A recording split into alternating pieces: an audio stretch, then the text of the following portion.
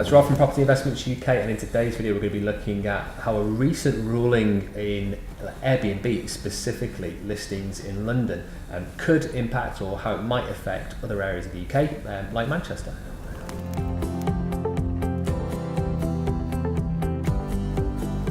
So very recently in the UK there was a ruling in London which ultimately impacts the allowance of short-term stays in properties around the London kind of borough for about 90 days over a year period.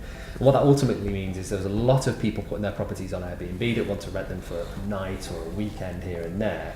And over a period of time, the councils were thinking, well, it's limiting the amount of available housing stock for straightforward residential homeowners.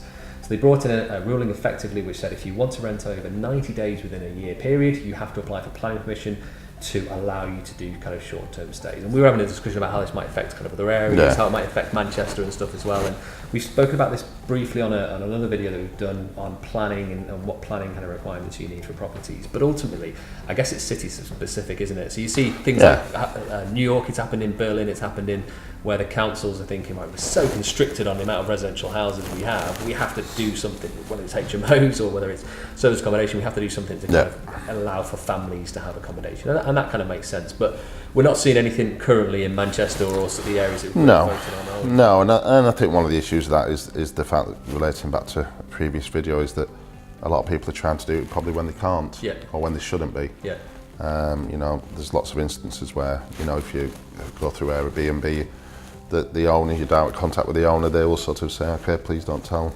anyone that you're here from Airbnb. Yeah, you've got to come at the middle of the night. Yeah, you know, and that's one of the problems of doing it yourself, because that does happen. So I think also from the corporate side, doing it through a professional company and making sure we've not seen any problems so far.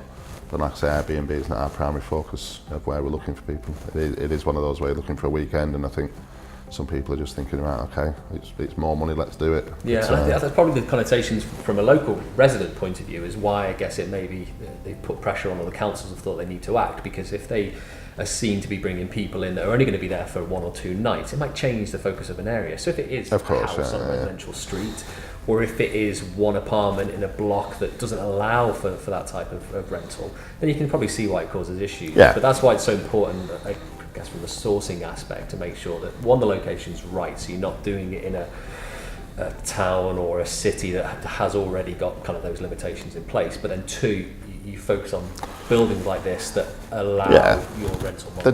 The developer of this building, they've got one going on across the road, and you can just imagine if that was all put on service, then it was just being used on a weekend, that you've got 300 odd flats there that can't be used by anybody else, and you've got a shortage of supply, especially when they're being built to cater for a sort of shortage of supply. And that's where the leases will come in. There will be restrictions on that, you know, certainly with in that aspect, and I totally understand it. But like I say, we're not, the amount of apartments we're looking to put a service model on is a very, very small dip in the ocean compared to what the wider picture is. I guess it's something that's going to change over time. In 5 years' time, it might be different to what it is now. But where we're seeing in terms of the market, the types of properties that are available, it's not like there's 300 apartments in this building, every single one's going to be serviced, or it's going to turn into some apart hotel or something. It literally is. Absolutely, offering a service for companies that have home from home, effectively want those tenants to have something. We've got 8 in this block. We don't offer it to anyone who's not bought through us. You know, so it's not one of those things. It's not a facility we offer to everybody. It's just an incentive that we offer as a management company. Not an incentive, wrong word. As an addition as to what we can offer from management with the well-being and the going forward from the developer. So you balance that out and make sure you're not oversupplying in a particular development. You make sure it's the right location, all that kind of good stuff. That makes sense. So I suppose from a ruling point of view, will the Airbnb ruling in London affect other areas? It may do in the future. I certainly don't see any kind of signs of it affecting Manchester or the areas that we focus on at the moment. But that's why it's so important to make sure you pick the right locations, pick the right developments as well, so that you don't break any of those kind of rules and regulations when it comes to renting out and focusing on a service accommodation or a corporate tenant profile as well. So yeah, hopefully that helps, gives you kind of context to how your properties can potentially work in those locations.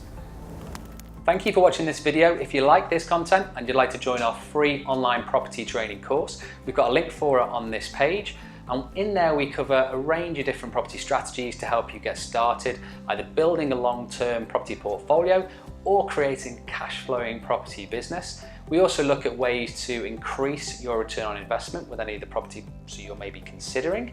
And we also have a couple of cheat sheets and downloadable documents in there as well. Simply click on the link to join the free training course today.